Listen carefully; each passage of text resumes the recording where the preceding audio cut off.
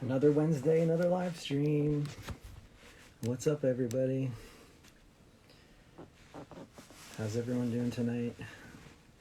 Usually we start the night off getting all technical things out of the way and people in here. So, yeah, just give me a second. If you're watching this on replay, just skip forward 2 or so minutes and catch up on that side of things.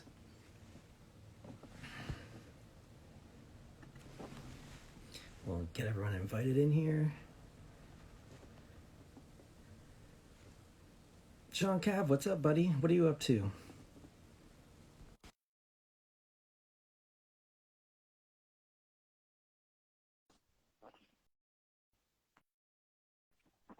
Bryrex, also thank you for joining.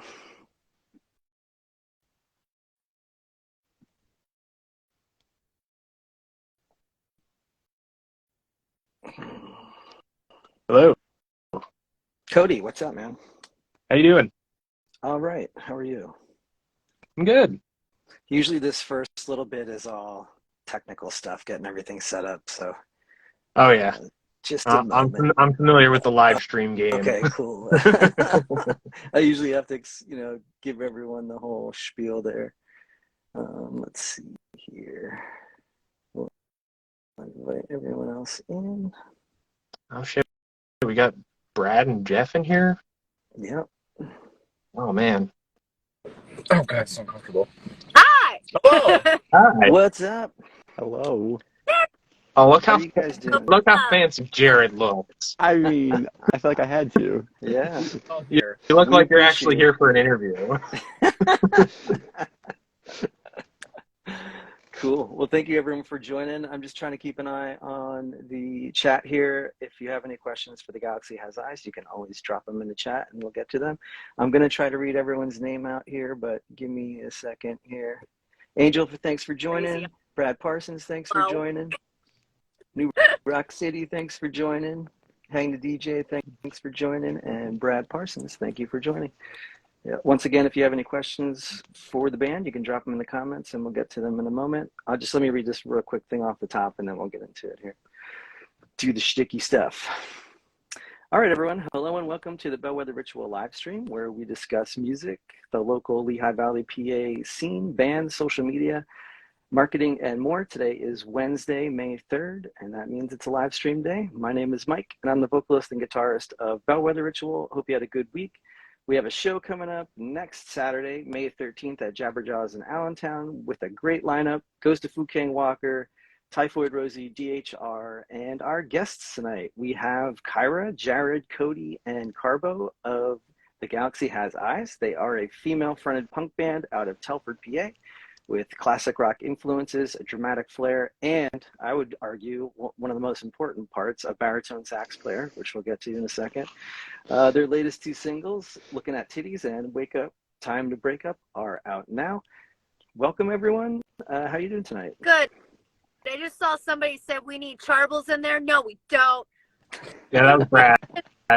We won't be answering any questions from Brad tonight, specifically Brad. Also, real quick, I checked out your music. I really love Neck and Neck and By a Thread. Oh, thank you. Yeah, very I'm much. Really excited to see you live. Yeah, and I was hitting you guys up this afternoon, and I have a lot to talk about. So I'm interested to hear a lot about. We'll get into all that. I just off the top really quickly. Is there anything besides next Saturday's gig at Jabberjaws May 13th? Is there anything you want to plug? You got any other shows or music or anything? Yeah, one of our biggest shows that we're really excited about is number 1, Pretty and Punk, and New Rock City is in here. New Rock City is doing a festival in London. Yes. Excited about that. That's our first time. I would be too. Yeah, I'm actually kind of nervous because I hate flying. You hate flying. Yeah, we really hate flying, so we're expecting like the worst thing to ever happen, and then our music will explode. It'll go everywhere. It'll be like this band died in a plane crash, and there we go. Go out on top. We'll get the Leonard Skinner treatment. Yeah. One could only hope.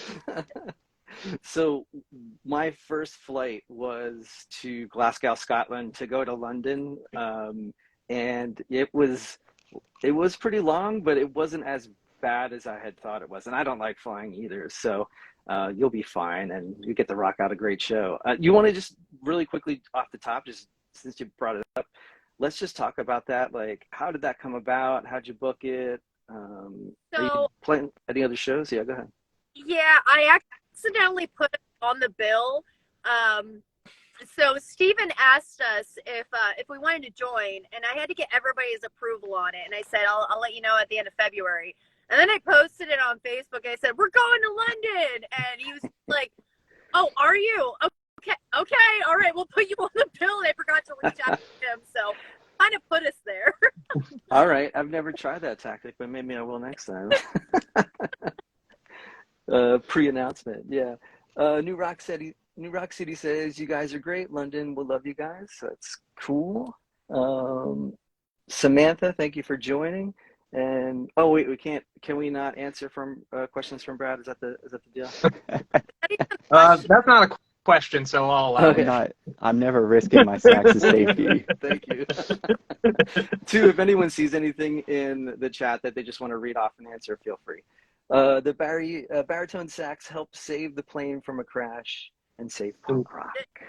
Yeah. Just the amount of energy that came out of his sax, like, helped us land, is what I'm assuming. My punk rock There you go. machine. Oh, right and there here. it is. Yeah. So do you name your instruments at all? Does anyone like do that? I haven't. I know other sax players that do. I don't know. I never have. Never spoke to you in that way. Yeah. Yeah. It's just my sax. That's Cool. what it is. So how about maybe go into that a little bit, or actually, before we do that, you're all out of Telford, PA. Were you all born and raised in the area, or would you travel in from somewhere else? Around I know some of us are from Quakertown. Cool. I live in Quakertown, but I was born in Norristown. We're all relatively just around the same area. Yeah. Yeah, like I was born in Lansdale and live in North Wales, so. I was born in Sellersville, but I've lived in Quakertown like my whole life. Oh, cool. Yeah, I spent a lot of time down in Percy and used to live in Philadelphia, so yeah, I know those areas very well. Very cool. And then can you just run down like how the band came together? Were you friends? Did someone start it? Three of us, which is me, Kyra, and Charles, we all worked at Red Robin. So it was the, what do you call it? The result of being pissed off at a terrible job. And a good reason. Commonality, playing music. I mean, except for Kyra, because me and Charles were already in a band together. Kyra got a job there and expressed her interest in starting a punk rock band. All these ideas. I mean, that's your story. I really want a xenomorph bodysuit and helmet. It didn't happen. They were supposed to be wearing like astronaut helmets, and it's money. And I realized that going into the band, like later on, I was just like, oh, we don't have money, so we can't do that. Yeah. So I'm dealing with what I got. Very cool. So like right off from the start, you had this kind of vision of what you wanted to hear music-wise? Yeah, I wanted it to be like, I envisioned it more of like alternative. Mm-hmm. Even though I do have a lot of like punk influences, but the more we went with it, it ended up just being punk. I don't know. I don't know what happened there, but we kind of went with it and we ran. Things just happened. And that's the best I think you can hope for. You look for chemistry and then just kind of follow where it goes. You don't really try to ask questions or steer too much. At least, I don't know. That's been my experience. Oh shit! What was I going to ask you? Well, these two guys, Cody and Jared, they we had another bass player named Colin. Some differences there. He's not in the band anymore. Charles is good friends with Cody, and Jared, I met at my job. Yeah. I served him, and I was just like, "Yo, I really love your outfit. Like, are you into music?" Yeah, I'm into music. I play the saxophone. I'm like, I love the saxophone. Yeah, I have a band. You want to join? And he's like, yeah. And that's the way it went. Well, were you dressed similarly as tonight, or you change it up a little bit? It was a printed button down. I had like leopard print shorts on, so like I like to be creative and fun with the outfits. Very cool. Is that he's the best. He's the best dressed member of the band. Best dressed, cool. Obvious, yeah.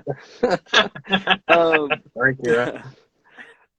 So, like, can you talk about that a little bit too? Like visually, like how much? Because actually, we're trying to talk through this now of like stage show, stage presence, all that kind of stuff. Like how much? Obviously, you put time and effort into it, but like, how big of a part is that? Do you have like discussions over it? Do you all just kind of do your own thing?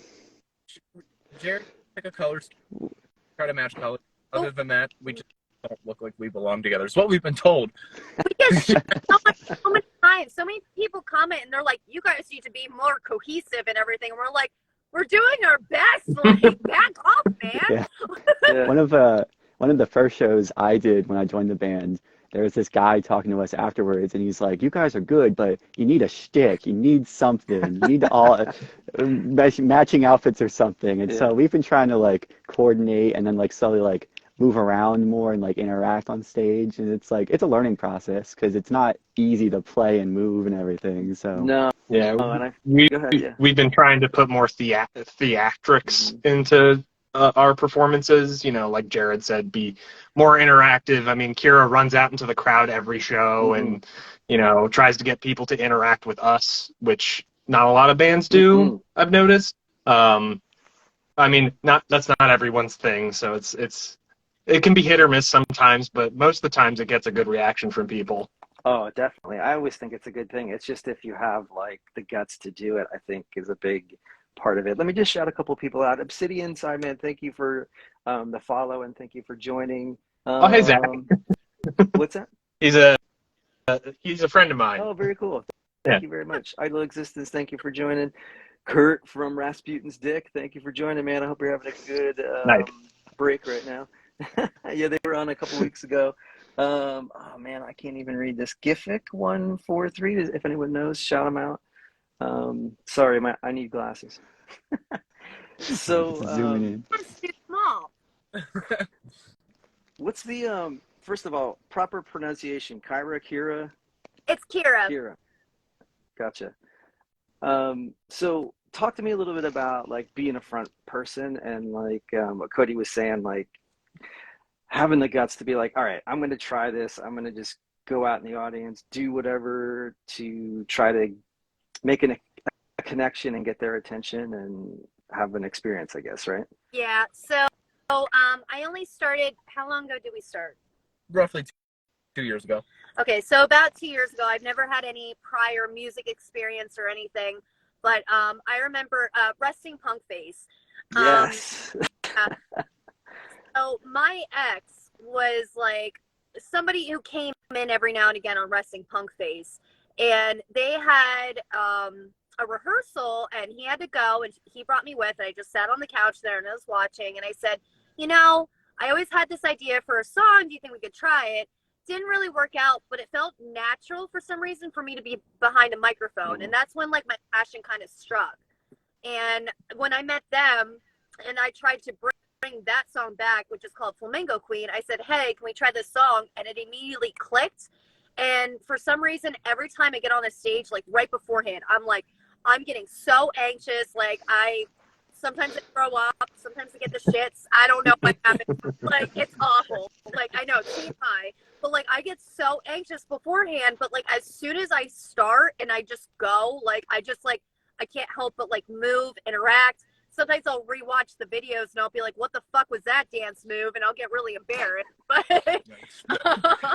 yeah, it's like, if I don't see people dancing with me or like, you know, getting really involved, I get more insecure because like I feel like I'm doing a bad job. But again, it's like a learning process. You can't win everybody over. And if I'm having fun, I hope that they're having fun. So like I just try to like move as best as I can and just like feel the music, and I just go off of that.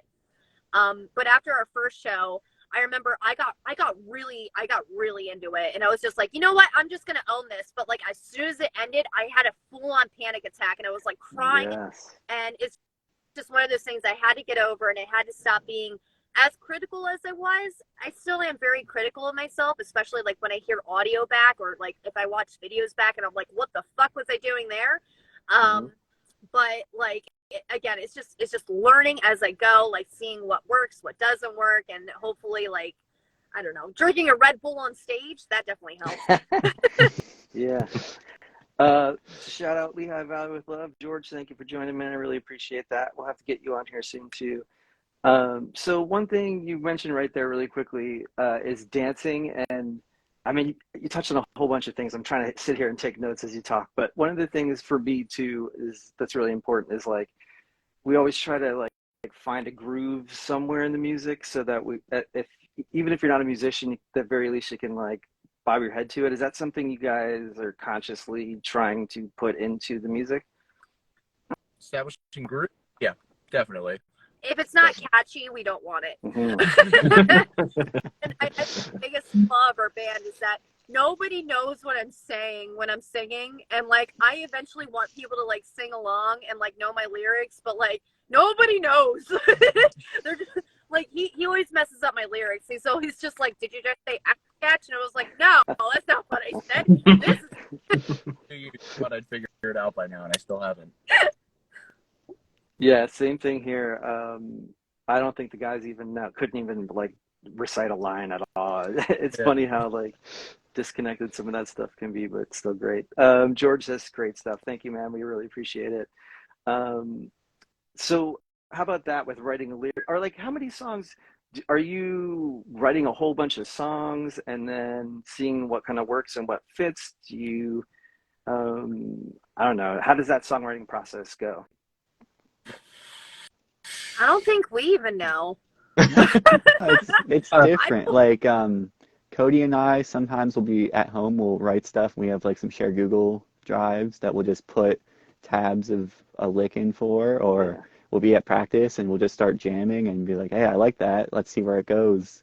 So there's no real like this is how we write songs. It's kind of just it happens. Jamming seems to be the best result of coming up a hook or a riff, and you kind of just capitalize on that. I think the worst one is like when we come up with a jam and we're like, oh my God, like we have this recorded, this is the best song ever. And then we go back into it and we try to recreate it and we can't. We can't. Like it's it sucks. It's the drawback of doing just jams most of the time. Like I try to write down a lot of stuff I do, but like sometimes when you just get in the groove of stuff, when we're just kind of messing around, it's like we just hit it perfectly. Like I'm used to playing in jam bands, so I like kind of just going with the flow in terms of like my writing style. If I try to sit down and write something, it feels a little stilted for me, but sometimes we just nail it. I know one of our newer songs, Cleopatra, we kind of just like whipped it out and just ran with it, and it turned out really great. Yeah, it's almost like the best songs. It's always an interesting thing when you collaborate with other people, because when you do it, when everyone's into it and you do it right, it's like everyone puts a little bit in and you get more than what everyone put in. You had touched on something there too. Hold on, let me just read off. Dave, thanks for joining. Yeah, thank you for joining. If you guys have any questions for The Galaxy Has Eyes, you can drop them in the comments and we'll get to them. And Bella, thank you for joining. I'm sorry, I can't read that. It's too far away. Yeah, feel free to jump in and read them if you can. Let's see here. Are you smoking? Smoking if you got them. Me, I was, yeah. Actually, I can't smoke right now, but drops. Here you go. Yeah. All right, where was I now then? So, can you talk a little bit about chemistry and like that part of the songwriting when you're in the jam? I guess that's what I wanted to say. It's the blessing and curse, like Cody was saying, of like when you capture that inspiring moment of like, oh damn, there it is, and then you kind of have to like rebuild it or reconstruct it. Are you just trying to capture that in a practice situation and then use that to record the tracks, or? Well, I want Cody and Jared to touch on this because they're really good at this. But a lot of times when we're at practice, like we usually try to go into like our practices with a plan. At least that's what we've been trying to do. Yeah. Like okay, tonight we're gonna focus on the set list for the show, or tonight we're just gonna focus on writing or something like that.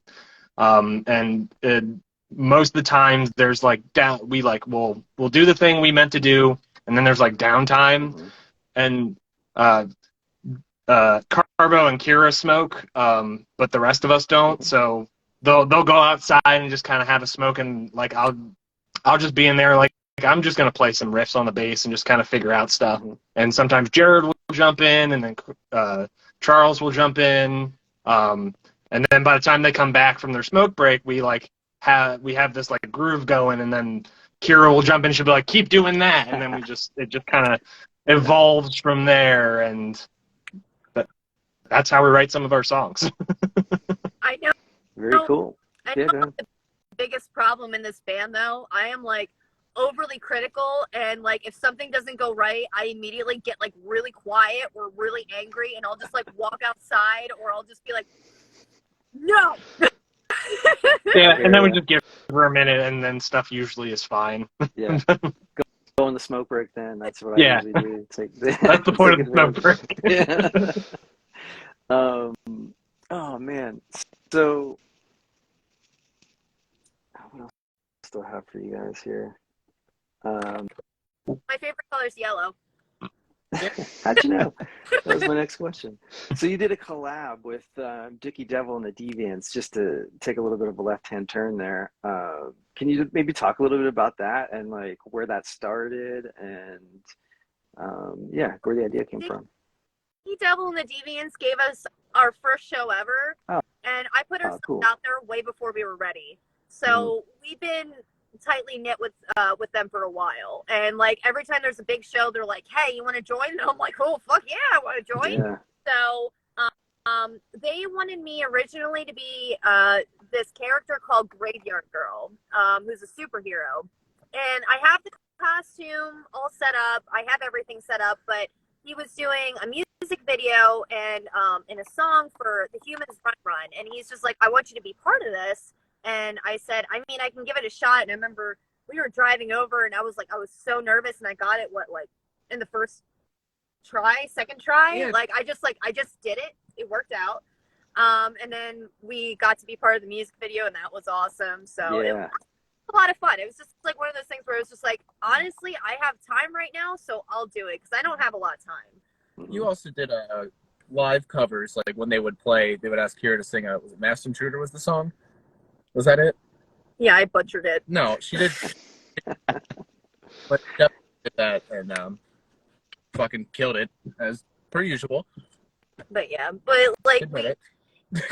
they have really helped us get us to where we are, and that's helped us a lot. Like getting into the horror punks community, getting us the fans that we have. I know a lot of them don't come out because a lot of them are in bands themselves, so it's difficult for them to have the ability to come out. But like we got to meet Tom, who's fucking awesome. Have you ever met Tom Haas? I love Tom. If he come out at Jabberjaws, if he does, get ready. This guy will dance for every band. Oh, cool. Everybody pumped up, and he's just an amazing man. So like he honestly helps us like break out of our shell. Oh yeah, like we've had so many shows where we're all nervous or like we had a bad day, whatever, and we're just like, this is gonna suck. And then he walks through the door, and we're like, yeah. Tom, let's go. There's such important people to have at a show, and you want to keep them around, and I think that's the goal of this whole thing, is just like reach out to people, connect with them, make a community, and try to go support each other as much as possible. I gotta say, I want to get back to recording a little bit, but I just jotted this down. I love that you have like 40 or 50-second songs. How do you have like when you're writing together, is it just like it comes out in a quick dash and that's it? Or are you trying to get things to short? Like how much do you think about song length? So, okay, none of the short songs were like an intentional thing. I think it was great for us because I think people like something that's short, snappy, to the point. It doesn't pull its punch. It gets right to the point. But it wasn't like an intentional thing. It really just kind of was like it happened, and it was like, let's not overcomplicate it. Just kind of, we like this, it sticks, But now I think things are changing for us in the sense where having Cody and Jared in the band has been great because, well, obviously having a saxophone player, that's going to add a lot of flavor and things. And Cody has a whole different style of playing the bass and stuff, and he's really good at, working on structures of songs and stuff like that. So I think we want to try to make songs that are longer than just 40-second bangers. They're great, but I think definitely trying to take a step in. Let's get something that actually has triple digits, like 2 minutes and 30 seconds or something. Our drummer always gives me shit for short and punchy songs. He's just like, we need longer songs. They need to be longer. And I'm like, I have ADHD. Like, I like short, to the point songs. Like, I want Me something too. to hang out to and then listen to the next one. Like, yeah. And I, people will argue with me, and I'll always argue with the rest of the band on this, but it's like, try to keep them as short and concise as possible. There are times where songs should be long and whatever, but I think that's harder. It's harder to write a short, well-structured song than it is to just kind of let it rip for like 7 minutes or something. But I don't know. Not everyone agrees. Sorry, I see Tim Keen. Mm-hmm. Hello, Chris. Oh my God. Hi, Tim. Hi, Tim. Thank you. Yeah, thanks for joining. We appreciate it. If you have any questions, drop them in the comments below and we'll get to them. Do you have any advice for or maybe you could talk about how you get along as a band? Like, is everyone's role pretty defined and then that kind of stuff? Pretty much. Yeah, I don't know. We're not perfect. Yeah. We all love each other, but I don't know. What do you got to say? We all work pretty well together. I know, like, when I first joined the band, like everyone was super friendly, obviously, because if they weren't friendly, I wasn't gonna stick around. But I mean, with any group of people, we have our differences sometimes, but like we all just kind of like we'll sit down, like, all right, let's talk about this. Like, why are you feeling this way about this thing? And like, we just work through stuff. We're adults, so. Yeah, there's a lot of people in bands who aren't yet, but that's great to hear. I feel like you kind of have to be like musician, psychiatrist, financier. Oh yeah, it's like having a relation. It's like having a relationship. Yeah, you gotta work on it and communicate properly. I'm an asshole. See? I feel your pain. And that's good communication right there. Yeah, let us know. Buddy, I'm just like, if they give me like a dirty look or if they say something wrong, I'm just like, I'm a fucking asshole about it.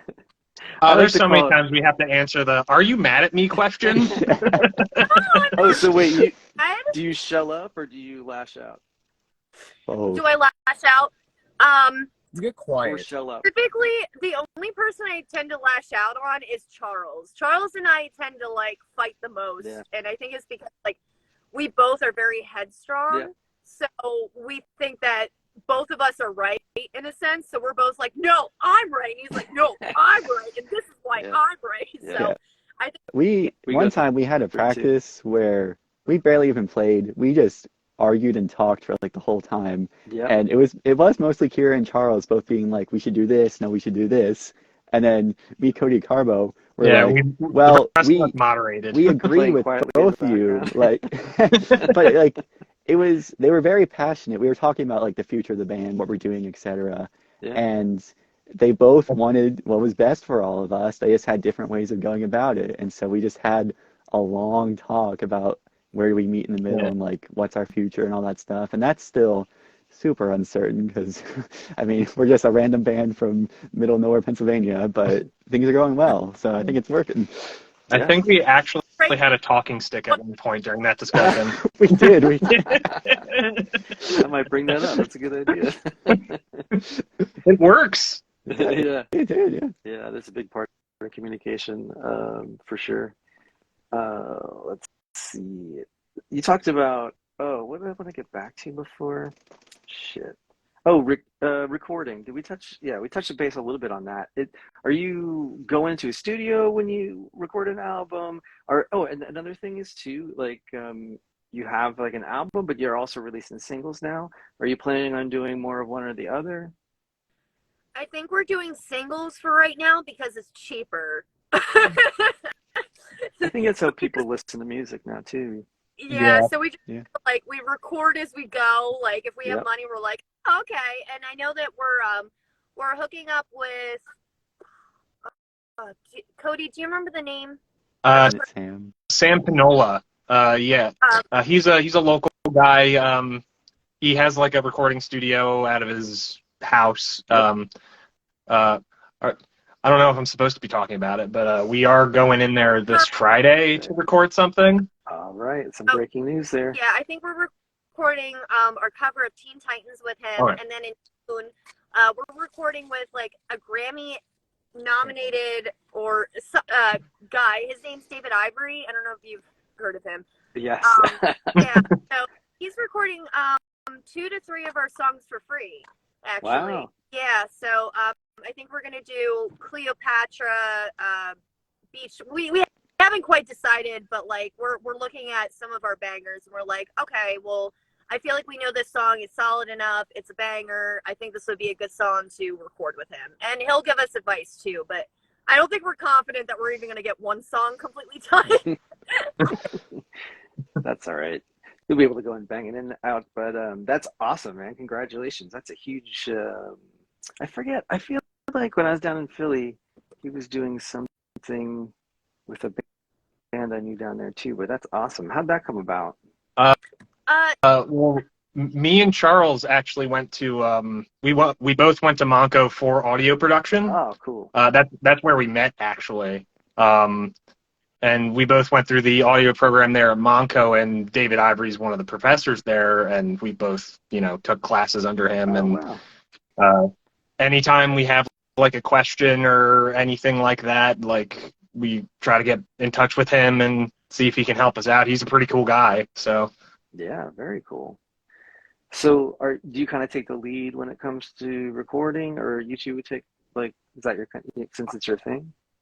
I wouldn't say I take the lead. I mean, Charles mostly has like a little like home setup at our practice space, and that's where we like record like some new stuff, like stuff we're not gonna put out, but like just so we get stuff recorded so we have it for later. Yeah. But I unfortunately never really got any work in a studio, so I never got to hone my skills as much as I would like. Charles is, like I said, he's kept up with that more than I have. So, but I haven't been in a recording situation with this band yet. Cool. It's not. So, What was that? It's not as bad as you think. It's really quick. I see a question that says, any plans for upcoming music videos? Dude. There are ideas we have, but that's about as far as we've gotten. Mhm. Yeah. And plus, the stuff we have that is recorded like out on Spotify whenever, Cody and I aren't on that. So like we were talking about making a music video for our one song, Sitting Ducks, but then it's like, what do I do? Because I'm not on the recording. So like I guess I'm Yeah, a that's cameraman. I don't know. We'll see. It. But we said we're gonna record some new stuff, so then we'll probably be able to make some videos, hopefully, near future. That's a good idea. Yeah. Do you like? Are you kicking around? Do you have ideas, or like when you write a song, you're like, does that kind of come along with the song of like, oh, this would be a great idea for a video? No, it doesn't really happen until months later. I think it's usually Charles. He's like, yo, I just had this great idea for fucking Sitting Ducks. But his ideas are like too big. It's like extreme production. I mean, it's good to have lofty goals. Yes, that's true. They're cool ideas, manageable things, but I think right now it's like having Jared and Cody a part of the band now. It's like we're gonna learn new ways of like how are we gonna approach recording now and stuff. Because like I don't even think everything's just kind of trial and error, experimenting. What do we like? Like we haven't tried enough to really figure out. Okay, this is exactly what we like. I feel like everything right now is still experimenting and going around and testing what works and what doesn't work. So there isn't really a set way of doing things right now. I think we're going to just keep learning the more we grow as a band and be together. And having Cody and Jared in to like be in a recording process, like I think we'll learn pretty fast. Like, holy shit, that was cool. That worked. Okay, at least we got that. So now for future projects, we have a good idea of what we like now. Since Jared was saying, like, we never recorded with them before, so I think the best the best way to go is probably make a music video for Looking at Titties, because like somehow we got like 34,000 views on that. We don't know how, but we did, and it's probably, That's awesome. you know, we should just get a music video of just people bouncing around with their boobies hanging out, you know, like. I think that would be a spectacular video. Yeah. People would watch that. Yeah. Oh. Yeah. I love. It's a great idea. It's very like punk too. Like, yeah. I think you would get a whole lot more. But that's awesome. Congrats on that too. Just want to shout out New Rock City. Thank you for the question there, and Proboscis Music. Thank you for joining. We hope to have you on at 1.2. Any questions for the band? You can always dump them in the comments, and we'll get to them. Can you just talk about?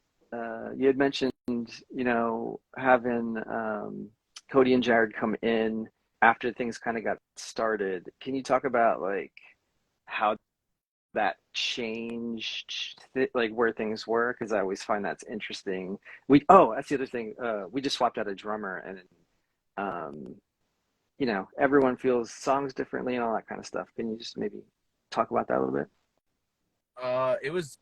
I was nervous at first when Cody became the bass player, not having faith in him, because I've seen what he can do in his other band, and he's incredible.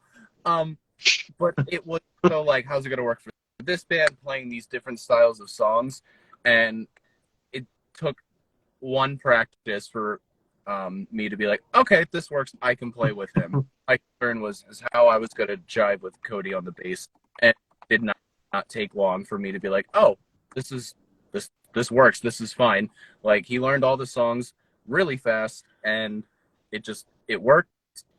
And then Jared came along. He did Pepperoni Face, right? You came over to see Pepperoni Face. He wore an awesome outfit. He just knew what he was doing, and then bada bing, bada boom. Everybody was just like, "You have a sax player?" And we're like, "Yeah, we have a sax player." And then everyone on the plates, and we're just like, "Hey, we like your clout. Please join us." And he's like, "I mean, I know I'm cool, but I guess I can lower my standards and join your band." So. Now wait a minute. So.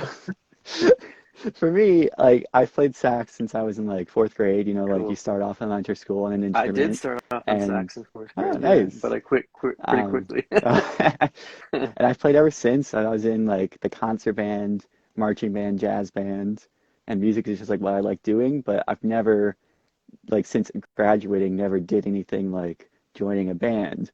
So this was my first experience with all of that. Oh, cool. And I was really nervous because, like, not only like joining a new band, meeting new people, but like up until I joined, I really haven't had any exposure to punk at all. Like, nothing against it. I've just never listened to it. Like, as a horn player, I just listen to horns. So like funk and jazz and stuff. And so I was really nervous, like, how am I going to fit in? Does it make sense? Like, I don't know. And then I learned that first song, and we just like clicked right away, and I just loved playing with these guys. Like, the energy felt really good, and I'm like, yeah, this is what I'm going to do now. And from there, I just learned all the songs. I made up parts, and it seems to work. And now we just write stuff together, and it's awesome. That is awesome. And I always love, it always seems to be like a really successful thing when you come from another style into a style, because you, like, I love funk too. And oh, man. you don't really hear, I mean, that's, I think maybe the groove focus is what carries over to another genre or something like that. But and Cody, can you talk a little bit about what's your other band? My other band is actually a tribute band called Percolator. We're a tribute band to Primus. Oh, yeah. And I play bass That's and great. sing in that. Okay. Oh, cool. Yeah. So, yeah. All right. So really, I'm sorry, I want to nerd out on that just 1 second. Oh, okay, go what's right, your favorite song? right ahead. Yeah. Is there like favorite song to listen to or play? What do you? Favorite Primus song? That I hate this question because I can't decide. I mean, the song that got me into Primus was probably Golden Boy off the Brown album. that one's a pretty fun one to play. Anything that is on like a 6-string bass, like as we play, like Jerry was a race car driver, Tommy the Cats, that stuff like that. Yeah, cool. Like it's pretty much anything off of Seas of Cheese is so much fun to play. Fair game. Yeah. But yeah, I'm also a huge Primus, Les Claypool nerd. Like ever since I got out of high school and went into college and I was playing bass, is like funk music was like my jam. Yeah. Like I started off like playing like thrash music in high school. Yeah. Like I learned how to play bass to Megadeth's Rust in Peace. Yeah. So I started off playing that sort of stuff, and then I found out how to slap bass, and I was like, okay, this is what I'm going to be doing for the rest of my life. And it's been all downhill from there. Yeah. I feel like it's good for like lowering anxiety or something. It's a very physical thing. Yeah. And I like just messing around trying to get like cool grooves. And one of my favorite things in this band is trying to like kind of mix this like funk and punk. Yeah. I keep throwing around the jazz punk term around because I want that to be something. Cool. But like I like to pretend I can play jazz, but like I'm not that good. Yeah. You're always only a half note away, right? Yeah, just kind of something like that. It's like, I didn't mess up. I'm just playing jazz notes. That's right. There's no wrong note. It's how you hear it. Just really quick want to shout out Josh Burke. Thank you for joining, and OG Jake Freed. Thank you for joining. All right, you guys hit on a whole bunch of things. Oh, I'm Southbound Pachyderm as far as Primus goes, and I'm more of the that record, Electric Grapevine stuff. So, but I also started as a funk bass player, or yeah, I mean rock too, but nice. It's always interesting.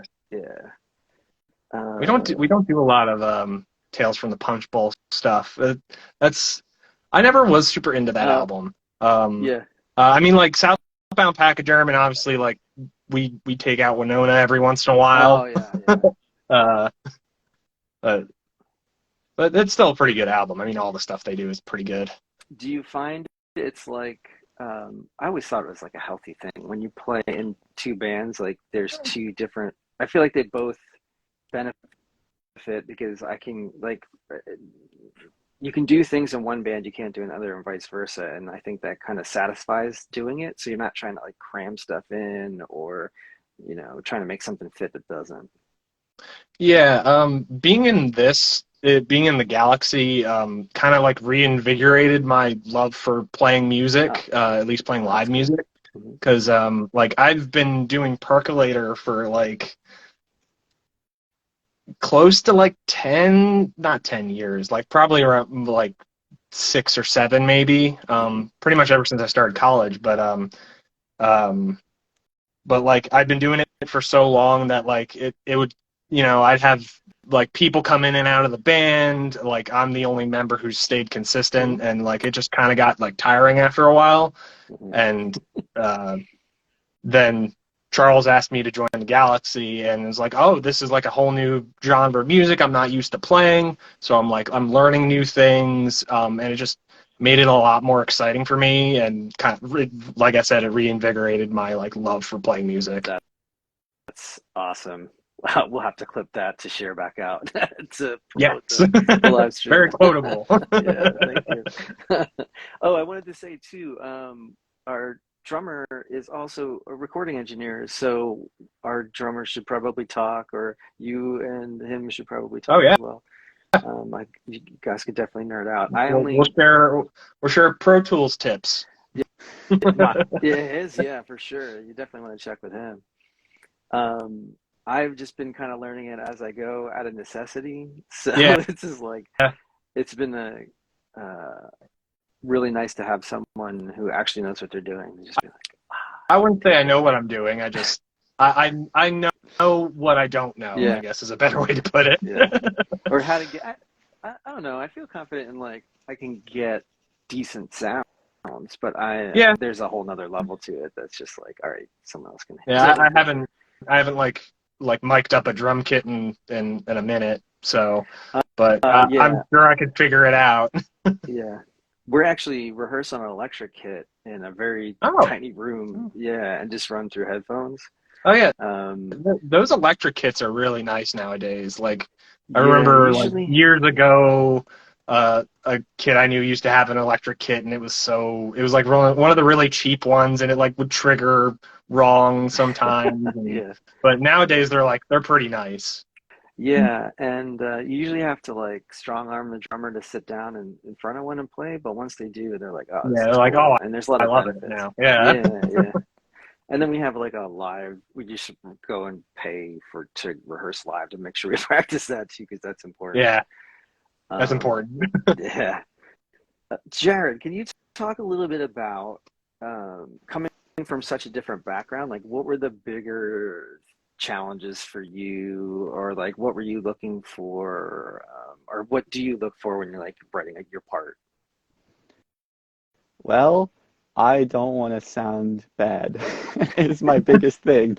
Because we're getting up in front of people. Yeah. I want them to, enjoy themselves, and like I'm not going to enjoy music that sounds bad. So, Some like when I was learning that people first do. song, Pepperoni, oh yeah, the first song, Pepperoni Face, Kyra sent it to me, and so like that week before I like met up with the band for the first time, I just kept playing it over and over again, figuring out what works, what sounded good, and like really tried to polish it. And then like the first time we played it together, it went well. So I was like, whew, thank goodness.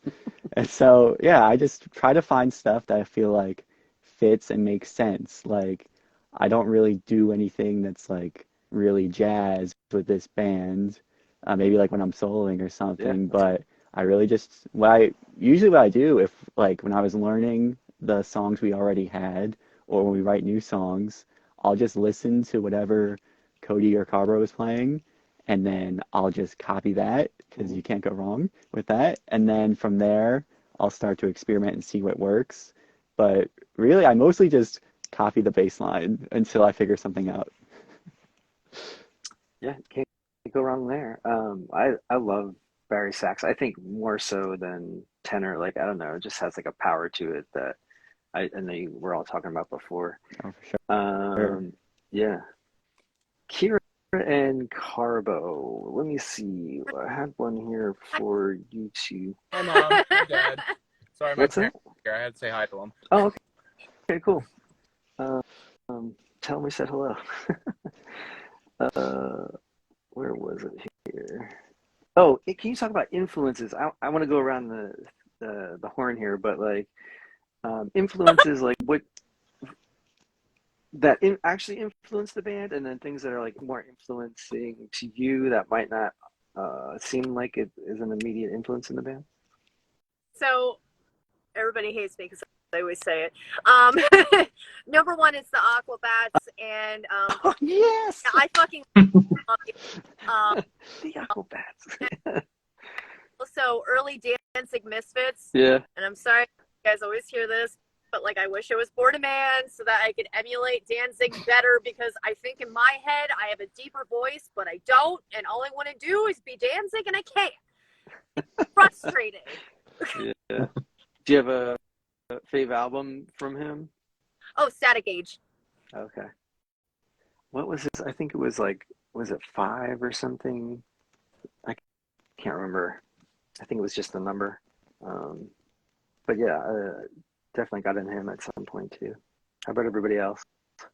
Oh, well, I mean, Look at his hair. yeah, take a wild guess. Yeah, I'm definitely the whole reason I picked up the whole guitar was because of Slash, Guns N' Roses, all-time favorite band. Still love them as much as I did when I was a kid. Have you ever seen him? Yes, I saw Guns N' Roses twice when they did the reunion, and I saw Slash with Miles Kennedy and the Conspirators 3 times. Definitely a lot better than Guns. I like going to see him with his solo band a lot better personally. I was just gonna ask. Cool. It's so cool.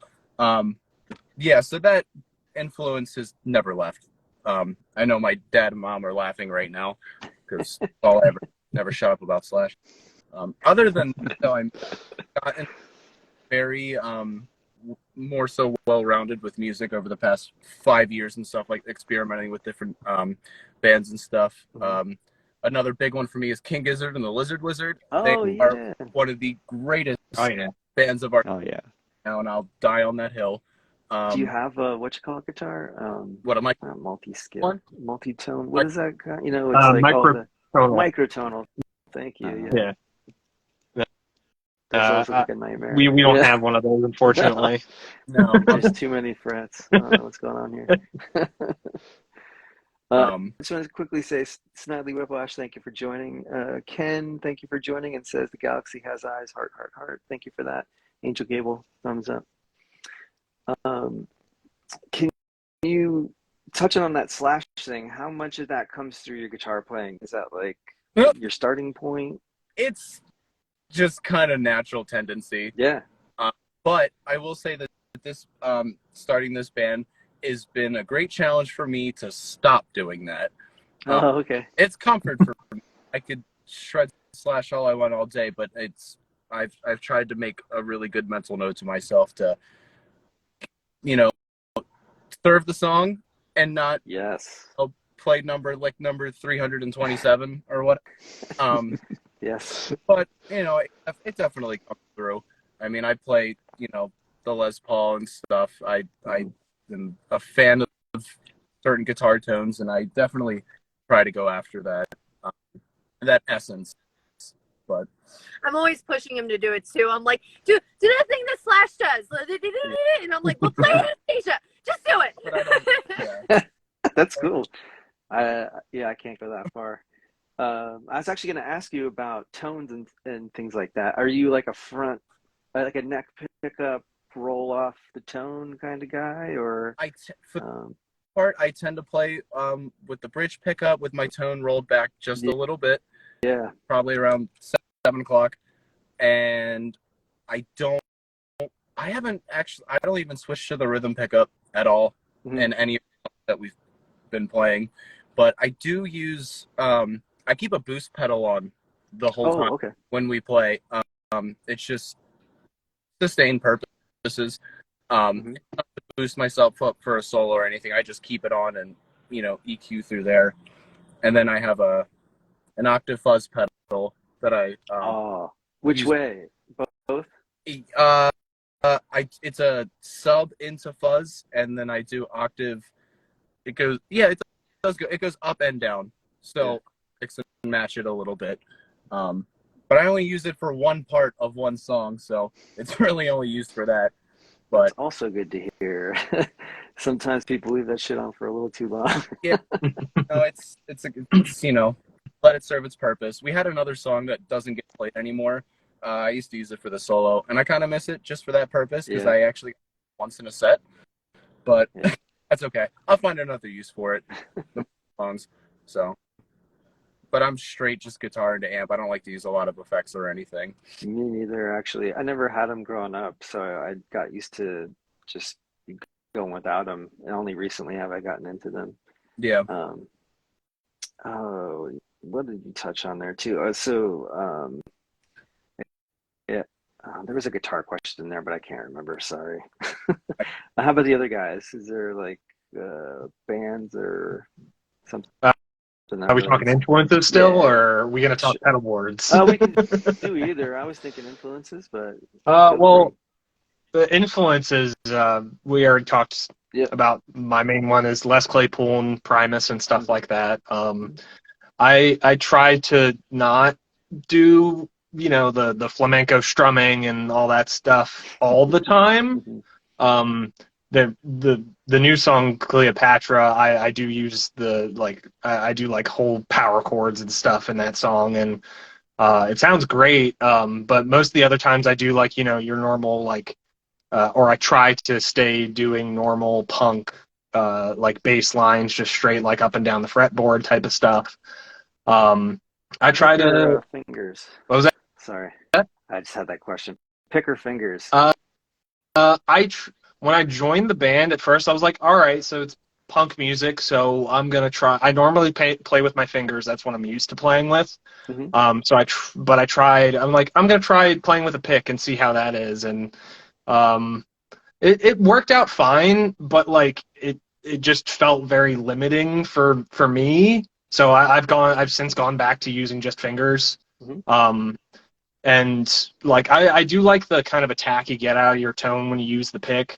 Yeah. But I use a micro tube, dark glass microtube pedal on my bass anyway, so that gives it plenty of roar to it. So cool. so it's fine either way. Yeah.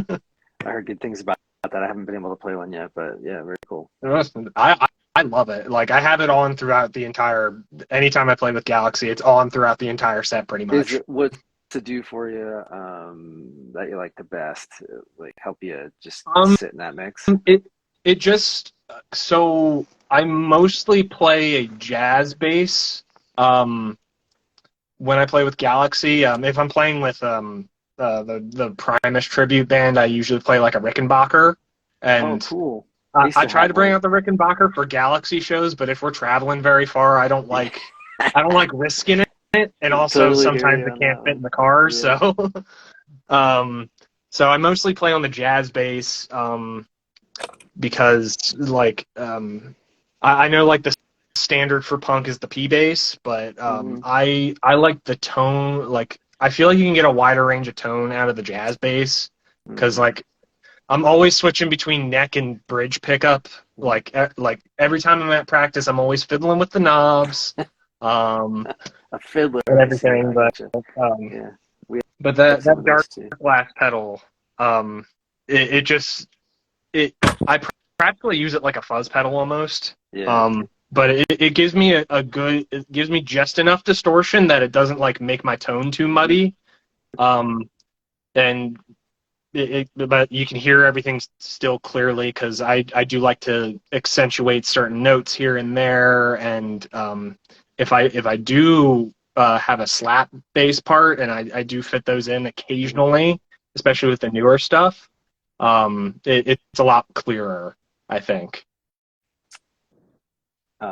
Damn it! I just had another follow up for you there, but I can't remember. Sorry about that one. That's okay. I have the two Line 6 modeler pedals as well on my pedal board. I don't use them quite as often. I have the distortion modeler and the delay modeler. Cool. Yeah, those get more use in the Primus cover band, but I do use the distortion and the delay one for certain bits of songs here and there for Galaxy stuff. Anymore, I almost always distort the bass at least somewhat. I just feel like it gives it like an edge. Oh yeah.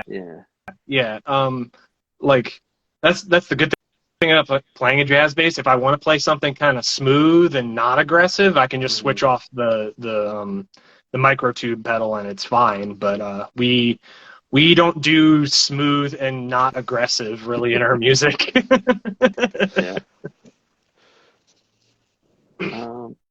All right. Is there anything you want to, Jared, you want to jump in on that one at all? For my influences? Sure. Well, yeah, because I don't have pedals. I'd love to experiment, but I was going to ask you that, actually, yeah. Yeah, there are a lot of horn players that will have pedal boards, and like I really like what you can do. It's just that's a lot of money to start doing that, and so maybe someday. But as far as my influences, my favorite band is a band called Moonhooch. It's a drummer and two sax players, but they're like multi-instrumentalists. Like they have like every sax and like even like the giant bass sax and contrabass clarinet, and they can play super fast and super high, and it's crazy.